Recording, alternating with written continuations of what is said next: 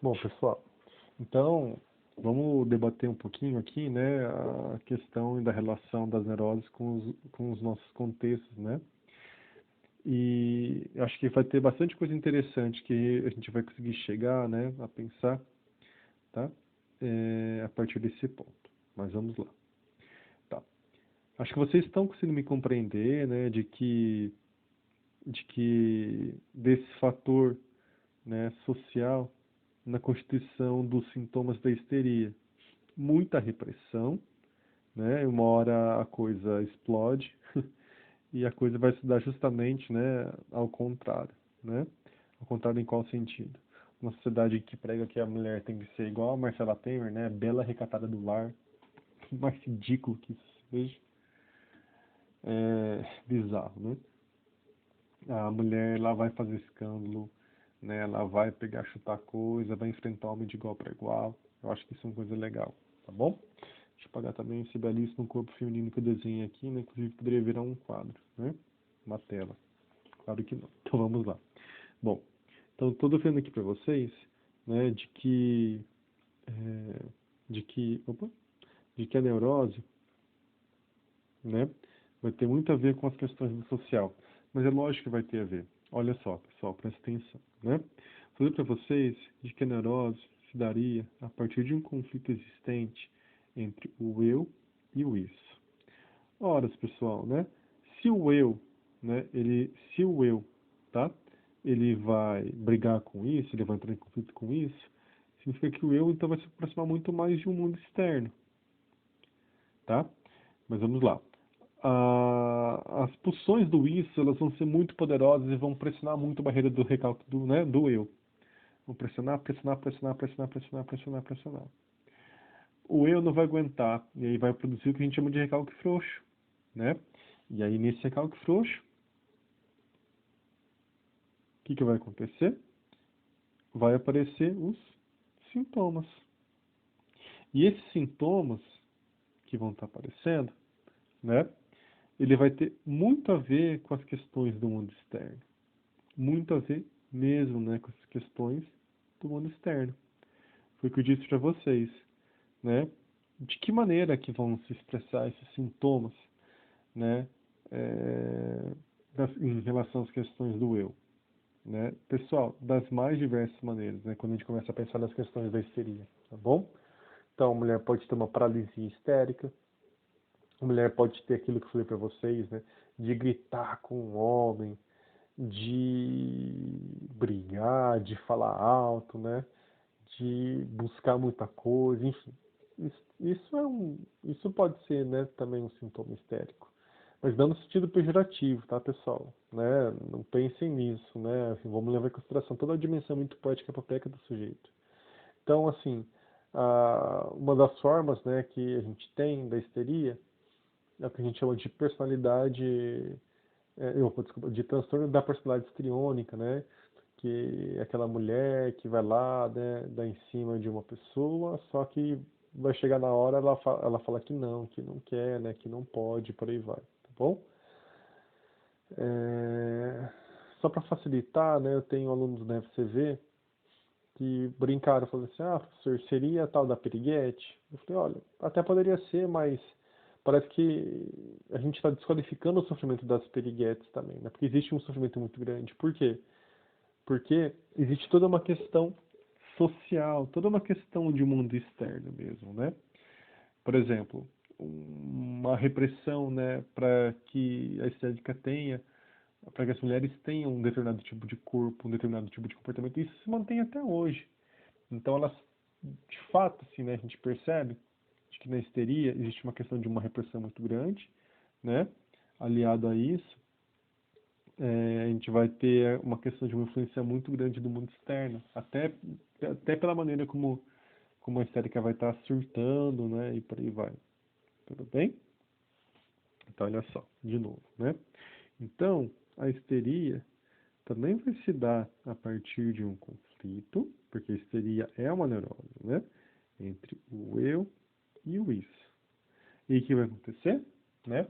O isso, ele vai começar a pressionar muito o eu, e assim, diante disso tudo, é, o que vai acontecer, né?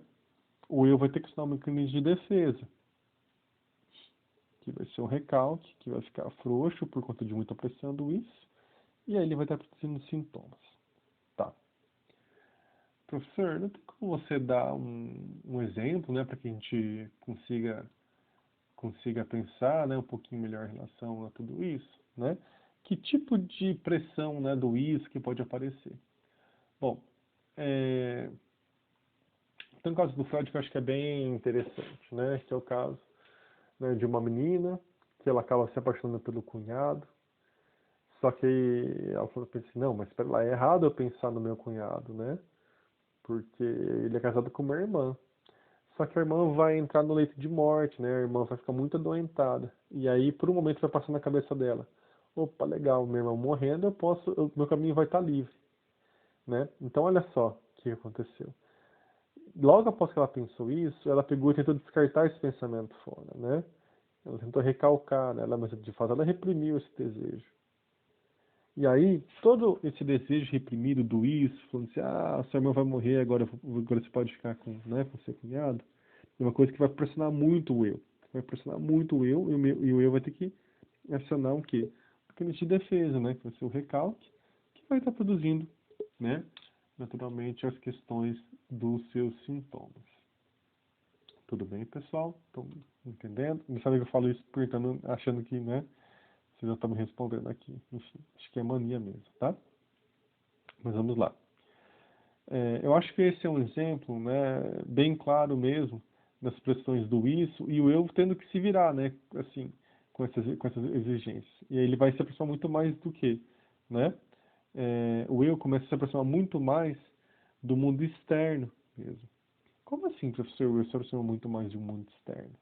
Por quê? Porque, pessoal, a gente tem que pensar nas questões sintomáticas mesmo, né?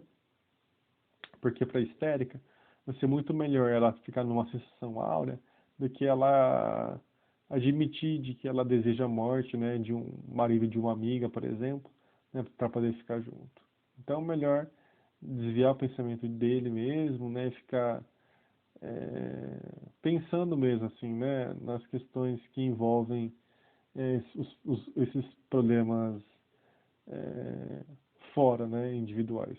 Fico péssimo essa frase, eu sei, viu, pessoal?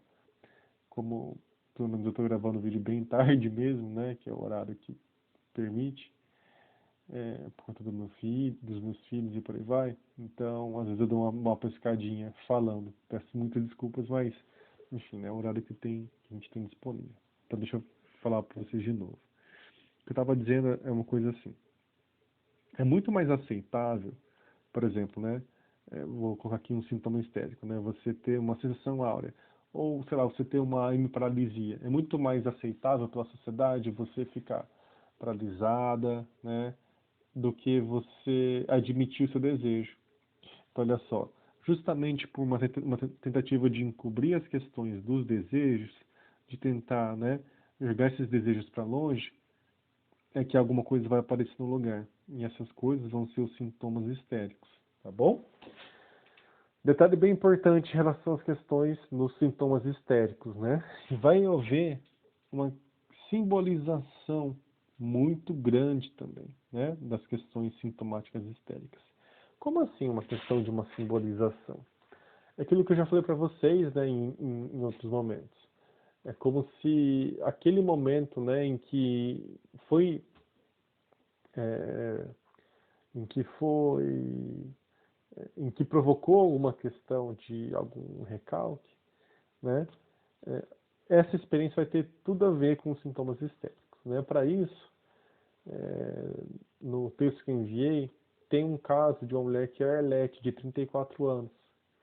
A Arlete sofria de crises nervosas, né? Manifestando sensações de sufocamento, contração do corpo, paralisia dos membros, perda dos sentidos, como a série clássica mesmo, né?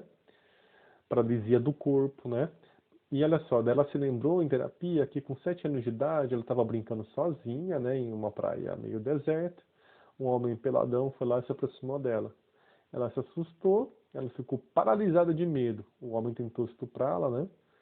E veio toda a questão né, desse estrangulamento. E ela fala, né, que quando ela estava sendo estrangulada, ela tinha a sensação de ter perdido o corpo e agora só tinha a cabeça. Olha só que questão simbólica mais interessante. Ela tinha paralisia do corpo, ela não tinha uma paralisia da cabeça. Enfim, sua família nem suspeitava disso, né? É, só sabia que depois desse episódio ela teve uma febre muito alta, né? E aí, no sonho dela, né, quando ela estava com essa febre, ela sonhava que esse homem era o pai dela. Então aí já mostra um pouco do desejo, de toda a questão edípica também que envolve, né, as questões, né, de uma neurose, tá bom? Então assim, então tem toda uma questão simbólica, né, que envolve, né, a histeria. Mas vamos lá, né? A gente não deve esquecer nunca de que a histeria vai ser uma neurose, né? Ela vai estar dentro do campo, né, de uma neurose.